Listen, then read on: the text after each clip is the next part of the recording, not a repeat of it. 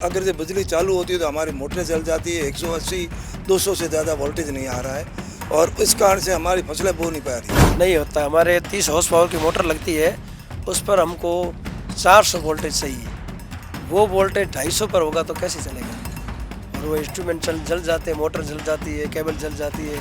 उनको load unload करने में 2 दिन खराब हो गए, 2 दिन हमारी बिजली चली गई। इससे हमारी चाल पूरी टूट गई। नमस्कार, मैं विनीत पांडे और आप देख रहे हैं द बवाल। हम आज राजस्थान के जैसलमेर ज़िले में हैं, जहां कहा जाता है कि देश की उन्नति में सबसे बड़ा योगदान किसानों का होता है। लेकिन आप एक बार ये सोचिए, जब किसान की कोई न सुने और किसान दर दर की ठोकर खाए तो उन किसानों पर क्या बीतता होगा।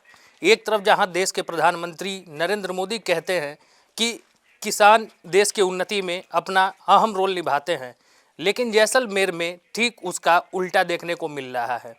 जैसलमेर जहां बिजली का हब जिसको बोला जाता है, जिसे लेकर प्रधानमंत्री नरेंद्र मोदी भी बिजली का हब बताते हैं, और वहीं के किसानों को जब बिजली की समस्याओं का सामना करना पड़ता है और दर दर की ठोकरें खानी पड़ती है, तो उनके पर क्या गुजरती है जो एसी कमरे में बैठे अधिकारियों के कान तक आवाज़ नहीं जा रही है।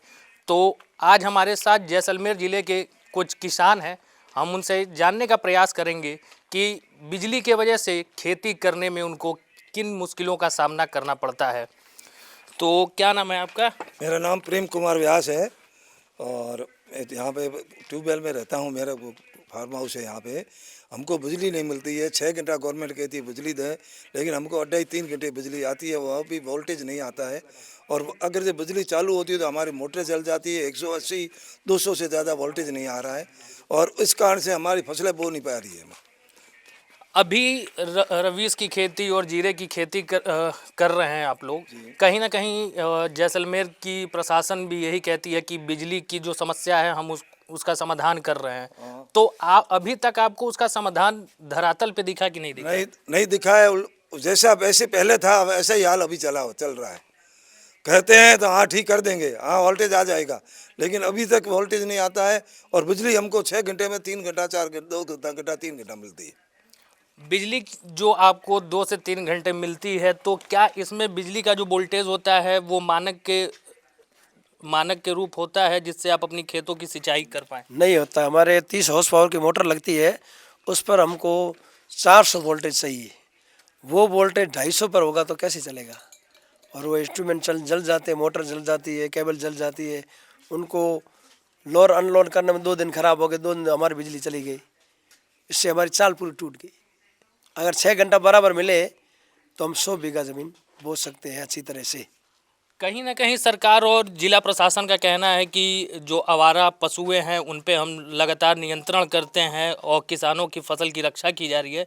इस पे आपका क्या है? जो यहाँ के जिला प्रशासन दावा कर रही है कि हम आवारे पशुओं को शहर से बाहर कर रहे हैं, इसमें आपको क्या लगता है कि ये वास्तव में हो रहा है धरातल पे कि नहीं हो रहा है? शहर से बाहर तो कर रहे हैं, पर हमारी खेती में जो हमारा पशु है, जैसे नील गाय है और ये घनसूर है, सूर बोलते हैं जिनको, ये बहुत ज़्यादा नुकसान कर रहे हैं।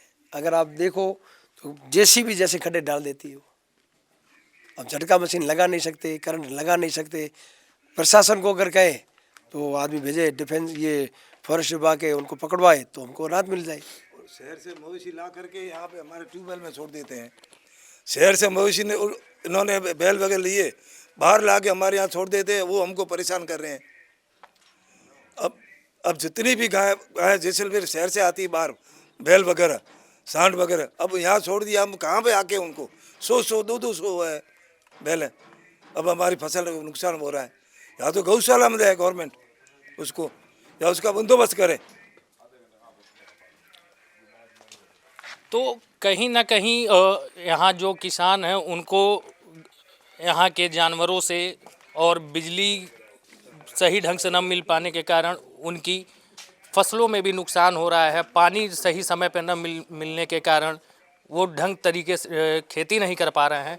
अगर मैं यही निवेदन करूंगा, अगर ये वीडियो जैसलमेर के जिला प्रशासन तक पहुँचे तो उन महानुभावों से अनुरोध होगा, द बवाल की पूरी टीम की, किसानों के तरफ से भी, अपने एसी के कमरे को छोड़कर एक बार वह धरातल पर आकर इनकी समस्याओं को समझें और जल्द से जल्द इनकी समस्या का समाधान करें, क्योंकि कहा जाता है जल ही जीवन है। अगर जल ही नहीं रहेगा तो जीवन नहीं होगा, और किसान खेती नहीं करेगा तो किसी के घर में अन्न नहीं पहुंचेगा। विनीत पांडे, द बवाल, जैसलमेर।